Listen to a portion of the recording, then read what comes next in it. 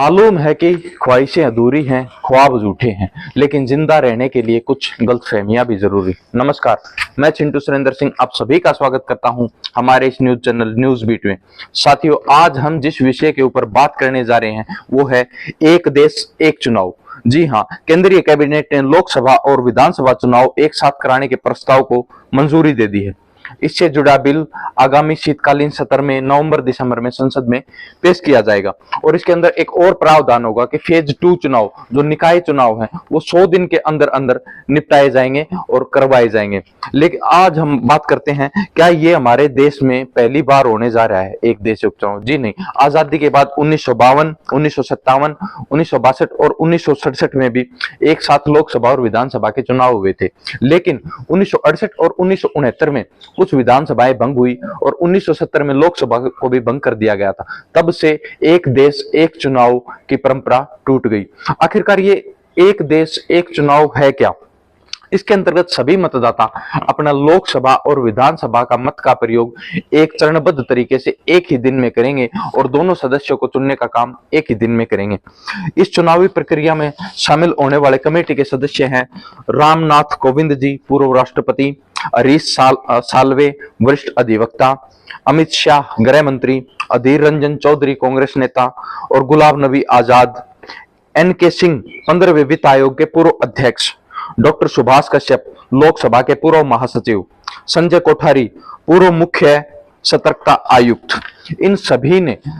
अन्य देशों के चुनावी प्रक्रिया का आकलन करके उनकी समीक्षा करके ये सुझाव दिया कि हमारे देश में एक देश एक चुनाव लागू होना चाहिए। इन्होंने जिस देशों के चुनावी पैटर्न के ऊपर बात की है या उसका आकलन किया, उनमें से मुख्यतः है दक्षिण Africa, Belgium, Germany, Japan, Philippines, Indonesia और स्वीडन।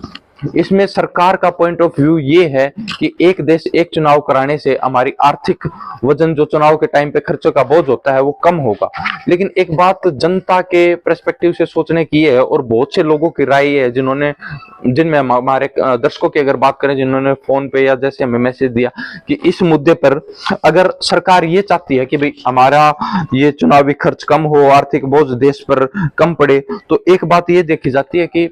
जब जब चुनाव आते हैं पेट्रोल सस्ता हो जाता है, डीजल सस्ता हो जाता है, राशन सस्ता मिलने लगता है, गैस सिलेंडर की मुफ्त वो हो जाती है। तो देखने की बात यह, अगर सरकार इतनी फिक्रमंद है कि देश पर आर्थिक बोझ कम हो तो उस समय मुफ्त की रेवड़ियां बांटने में सभी पार्टियां, चाहे वो सत्ताधारी हो चाहे वो विरोधी दल हो, सभी इतनी अग्रसर और आगे कैसे रहती? आखिरकार वो बोझ भी तो हमारे ऊपर ही पड़ रहा है। ऐसा तो है नहीं कि भाई कोई भी नेता अपनी जेब से पैसा लगा, तो वो भी एक सरकारी फंड से, सरकारी बजट से पैसा आता है जहां से हमें ये सुविधाएं मिलती हैं। और हर बार चुनाव में ऐसी घोषणाएं होती हैं, लोक लुभावने वादे होते हैं, उस समय तो किसी भी नेता का, पार्टी का इस विषय में ध्यान नहीं जाता कि भाई हमें हमारे देश के ऊपर आर्थिक बोझ नहीं बढ़ाना चाहिए। अब अगर देखा जाए तो चुनाव के दौरान नेता जनता के बीच जाता है मतदाता का मत हासिल करने के लिए, लेकिन अगर लोकसभा चुनाव और विधानसभा चुनाव एक साथ ही होंगे तो नेता 5 साल में जनता के बीच जाएगा अपनी पार्टी की उपलब्धियां बताने के लिए या आगामी वादे करने के लिए।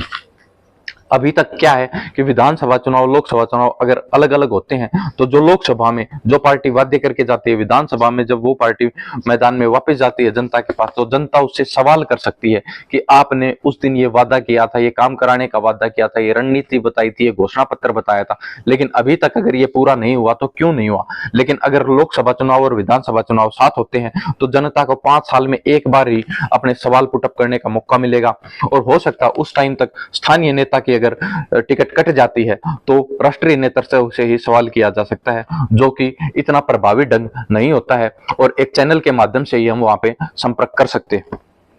इसमें अब ये देखा जाए कि अगर राष्ट्रीय लेवल पर ये चुनाव होता है तो जैसा कि लोकसभा चुनाव 2024 आपने देखा,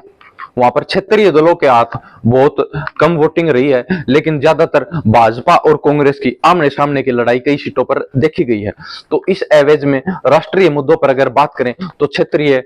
जो दल होते हैं वो अपनी बात रखने में उतने प्रभावी ढंग से कामयाब नहीं हो पाते हैं और जो हमारे क्षेत्रीय मुद्दे होते हैं या फिर स्थानीय लोगों की मांग होती है, क्योंकि भारत एक विभिन्न संस्कृतियों का, विविध भाषाओं का देश है, ये अलग अलग होने पर इनके मुद्दे दब जाएंगे और इसका कोई प्रभावी ढंग से पैरवी नहीं कर पाएगा और क्षेत्रीय दलों का भविष्य भी आगे चल के संकट में आएगा। इसलिए आप भी अपनी राय दें कि आप क्या चाहते हैं, विधानसभा चुनाव और लोकसभा चुनाव एक साथ होने चाहिए या अलग अलग होने चाहिए। इस पर विचार कीजिए, सोचिए जरूर और इस देश के एक साथ एक देश एक चुनाव के जो मुहिम चल रही है, सरकार जो लागू करना चाहती है, उस पर अपने विचार दीजिए कि आप लोग क्या चाहते हैं, जनता इस पर क्या सोचती है।